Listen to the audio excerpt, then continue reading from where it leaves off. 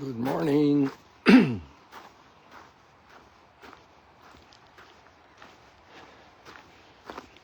some beautiful light here at the Sea of Galilee this morning.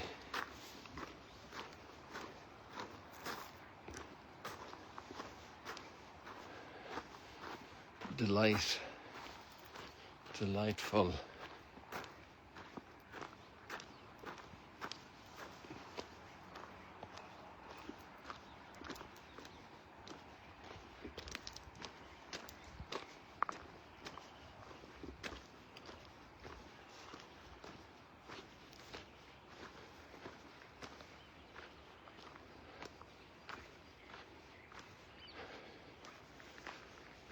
And so today we have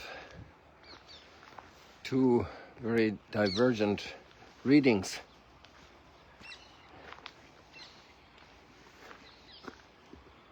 In the human experience like that. In some way, the Lord's hand is in both cases.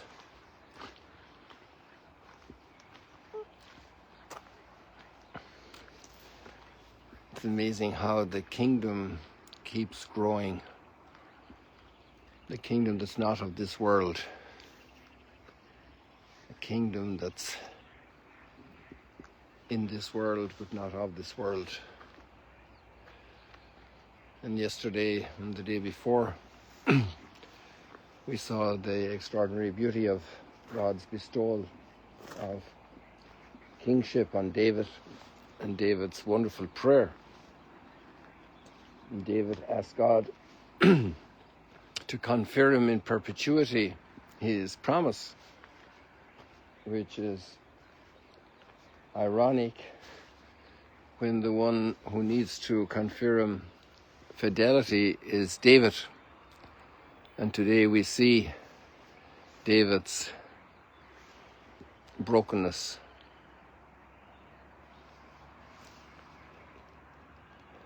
And it's all a process of step by step falling into the most wretched path, gripped by his own passions, not free.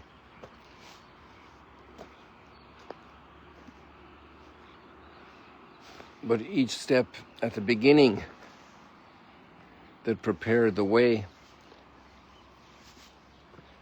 could have been hindered.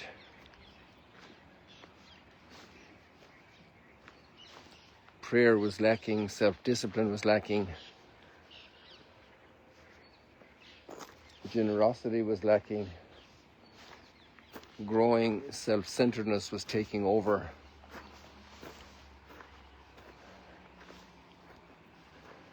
Here we're actually seeing playing out part of the reluctance Samuel expressed when the people were asking for a king.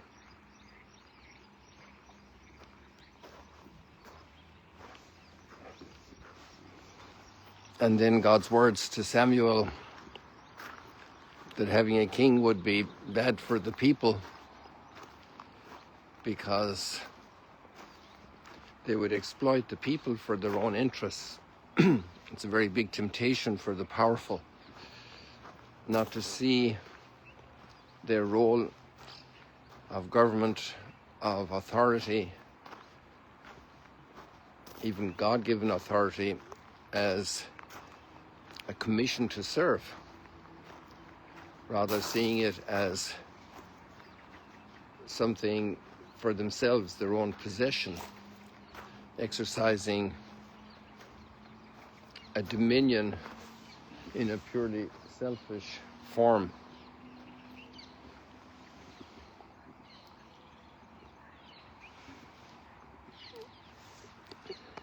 We also see here the commandments in the story of David today.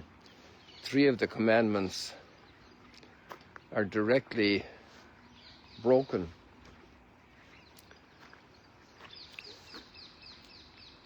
Coveting his neighbor's wife. The desire of the heart left unchecked. one of the calls here at the Sea of Galilee that Jesus gave the disciples was, if you want to be my disciple, deny yourself. We live in a culture today that tells us just to indulge what we crave, and that leads to self-destruction, actually. And denying ourselves such cravings is a path to great maturity, a path to great spiritual growth,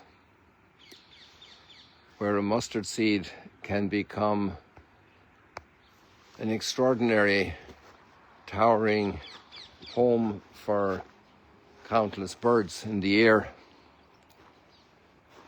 And what a marvelous thing it is to teach children that ability, that moral pathway which leads to great moral strength, to be able to deny one's cravings, even if it's an ice cream, even if it's a second or third or fourth teddy bear.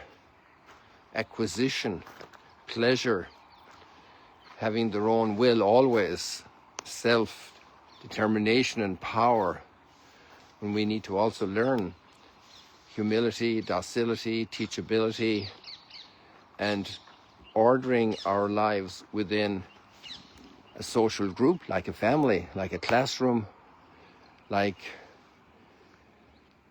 a business. The person who's always a rebel can cause a lot of trouble, and also can be very unhappy and cause a lot of unhappiness. And to teach a child these things, the area of desire, do not covet your neighbor's goods, do not covet your neighbor's wife. And the person who might have that thought would not dream to kill. But David's slippery slope is already starting. And that commandment will also be broken.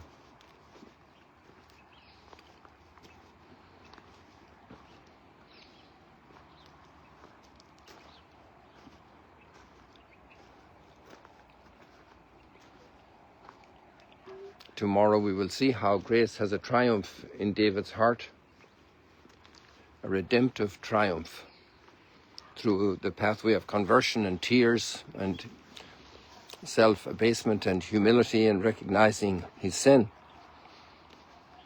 And there we see today in the Gospel 2 parables here at the Sea of Galilee that Jesus speaks about how the farmer sows his crop, but he can't see the growth, but it's happening.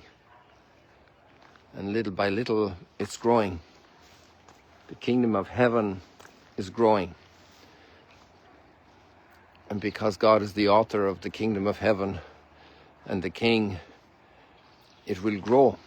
And even the obstacles, he will turn them to advantage. And even through our brokenness, he will lead us to great sanctity and great triumph. And history is peppered with such saints who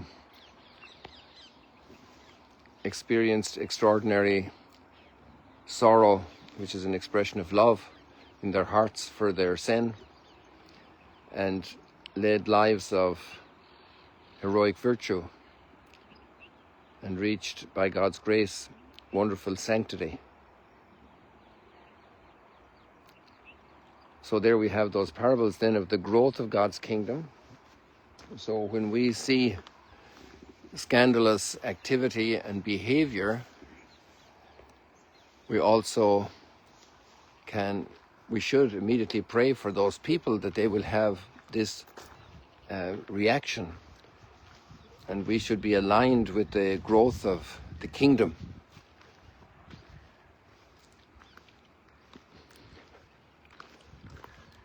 The kingdom grows. The kingdom of God is advancing despite all the violence and all of the hatred, all of the destruction, despite all the commandments being broken.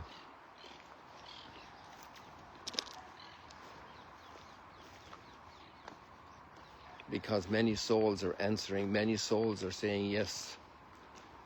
God's grace is receiving a response in the hearts of so many.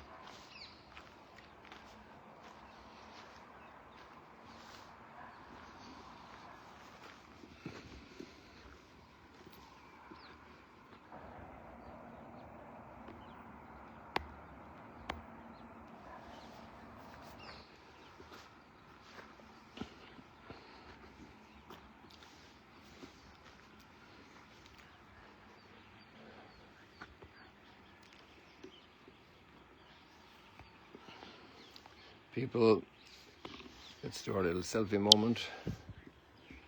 God bless you. See you later, alligators.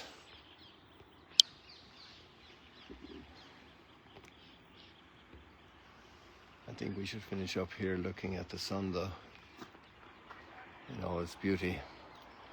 I'm getting an Instagram now while the colors are still so wonderful. God bless you.